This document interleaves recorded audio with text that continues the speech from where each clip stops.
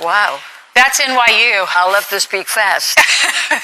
We have the cutest next guest for you, who has just a horrific story of her childhood at Auschwitz. But NYU, following in the footsteps of the Ivy Leagues, as anti-Israel protesters charged toward police with those flares. This happened last night, leading to dozens of arrests. So here to react is Tova Friedman. She's a Holocaust survivor who shares her stories on TikTok with the help of her grandson. She also wrote a New York Times bestseller list. It was #1 for several weeks, The Daughter of Auschwitz. You were 5.5 when you were taken and put in this concentration camp with your mom. Right. You were liberated a year later at 6.5, and you remember it all. A lot. You were showing me in the commercial break your tattoo on your arm. Yes. What did they tell you when they were tattooing your arm? They told me that I don't have a name. This is my name. And the name was very long, 27,633.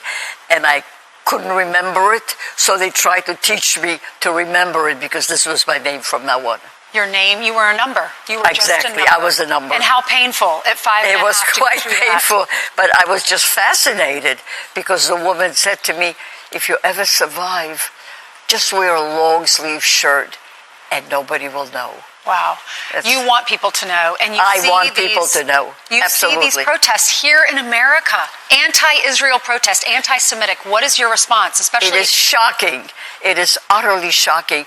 You know, when I walked out of Auschwitz with my mother, walking through these gates, I said to myself, I thought I was 6.5, and I was a very adult 6.5, not like a child, you know.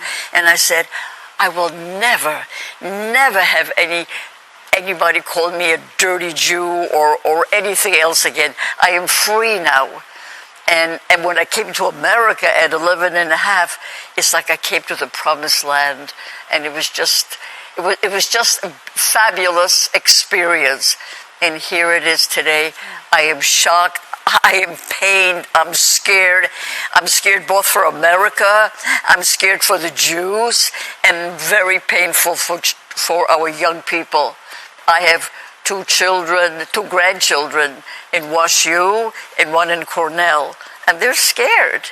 Yeah. And I can't imagine. I just can't imagine living through this. It reminds me. I was too young.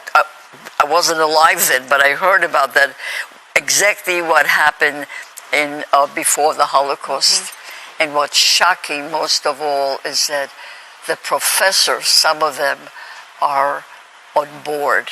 What is your message to them who didn't live through the Holocaust? You have all these college students. Some of them are deniers of it. What is your message if they're watching?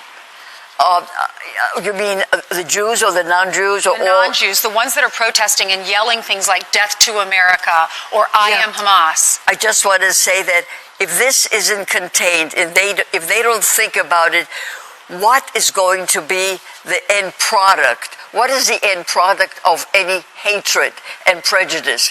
It is death to somebody. Could be death to themselves, death to their opponents. Because we didn't stop Hitler. Like, we had a chance during Kristallnacht. We could have stopped it, but nobody did. So I ended up in Auschwitz, and 1.5 million of Jewish children were gassed.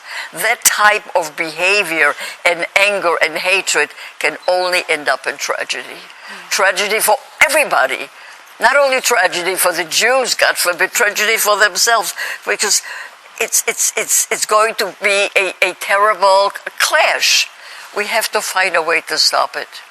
You know, I think of it as a virus, or like a cancer. If you don't stop it early, it kills the body. It metastasizes. It's going to kill the body. Tova, it's killing our country. It is. Tova, thank you so much. God bless you. I know you have your second Seder dinner tonight, and I hope you enjoy that with your family. Nikki Haley, she put on Instagram, on Passover, a tyrant was told, "Let my people go."